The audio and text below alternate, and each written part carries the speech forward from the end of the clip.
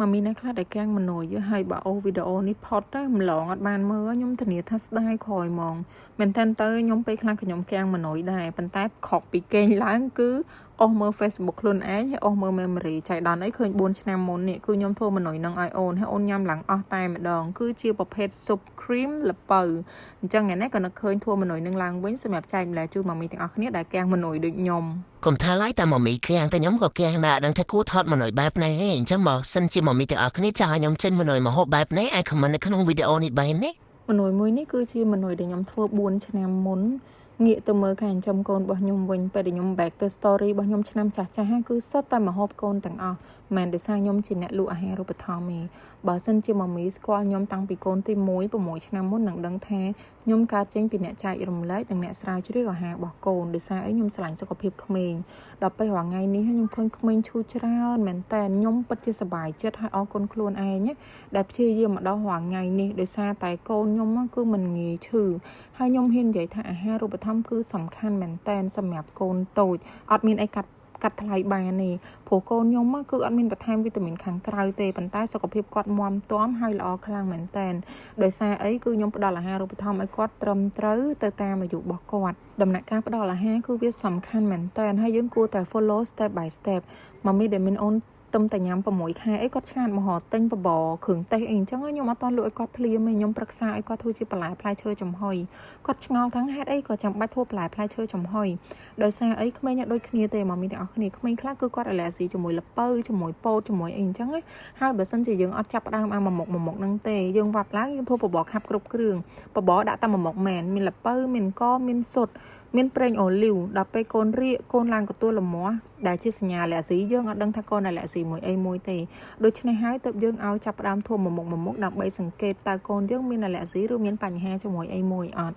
ដល់វគ្គហ្នឹងគឺត្រូវកត់ត្រាមិនថាកត់ក្នុងទូរស័ព្ទឬក្នុងក្រដាសសៀវភៅទេត្រូវកត់ថ្ងៃទី1កូនញ៉ាំអីអាការៈគាត់បែបណាអាឡាក់ស៊ីវាស្ដែងចេញច្រើនរូបរាងមកមានទាំងគ្នាកទួលលមាស់ក្អួតរៀកឬក៏ក្មេងខ្លះហើមឆ្អល់ពោះគេងអត់លក់អញ្ចឹងពេលខ្លះគាត់ញ៉ាំទៅគាត់អត់អីតែយប់ឡើងគាត់ធ្លាប់គេងតែម៉ោង6តែដូរទៅជាគេងម៉ោង8ម៉ោង9ស្អ៊ីស្អ៊ឺ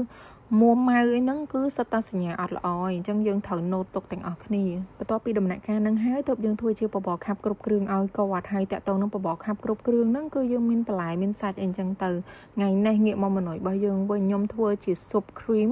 ដែលលាយជាមួយនឹងសាច់ត្រីសាល់ម៉ុនតាមការណែនាំខ្លះគាត់បញ្ជាក់ថាប្រភេទសាច់ត្រីសាល់ម៉ុនឲ្យចាំ8ខែចាំ10ខែចាំញ៉ាំប៉ុន្តែយើងអាចតេស្តបានតែក្នុងបរិមាណតិចតួចចាំបើសិនជាមកមានទាំងអស់គ្នា do research សិក្សាស្រាវជ្រាវបន្ថែមគួរតែយកទិន្នន័យណាដែលគេអាប់ដេតចុងក្រោយសម្រាប់មនុយនេះហើយខ្ញុំហ៊ាននិយាយថាឆ្ងាញ់បើនិយាយពីក្លិនវិញឈ្ងុយតែម្ដងអាចឲ្យអូនញ៉ាំទៅទេបែបនេះក៏បានឬជ្រលក់ជាមួយនំប៉័ងក៏បានដែរហើយសម្រាប់មនុយនេះអត្ថប្រយោជន៍របស់គេទី1គឺសម្បូរទៅដោយកាល់ស្យូមវីតាមីន D ដែលសារយើងយកចេញពី cheese ហើយសម្បូរសារធាតុ fat នៅក្នុង cheese ក៏មានសារធាតុ fat ដែលជាប្រភេទខ្លាញ់ល្អជួយឲ្យអូនឡើងគីឡូហើយនៅក្នុងត្រី salmon គឺយើងសម្បូរទៅដោយ omega 3 6 9នៅក្នុងល្ពៅគឺសម្បូរទៅដោយវីតាមីន A វីតាមីន D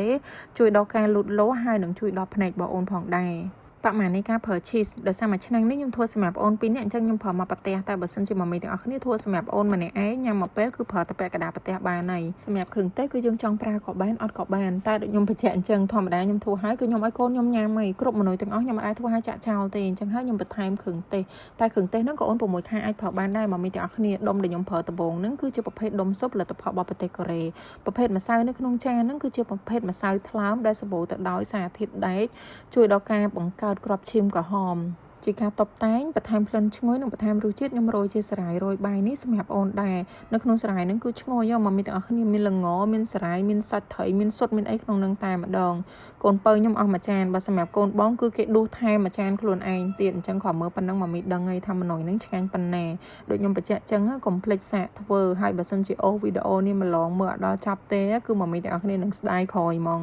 ពេលខ្លះអូនតូចអត់សាំញ៉ាំដូចយើងគិតទេបើសិនជាគាត់អត់ញ៉ាំបបរយើងធ្វើបែបស៊ុបហើយកុំបារម្ភថាតិចស៊ុបអត់មានកអត់មានអីតិចកូនអត់ឆ្អែតអត់នឹងពោះនិយាយទៅអូនតូចគឺកាពះគាត់តូចមែនតែនគ្រាន់តែថាគាត់ត្រូវការអាហាររូបត្ថម្ភឲ្យបានគ្រប់មុខអញ្ចឹងសម្រាប់មកមីទាំងអស់គ្នាដែលត្រូវការគ្រឿងទេសអាហាររូបត្ថម្ភអាចតាក់ទងមកកូនដំរីបានអរគុណច្រើន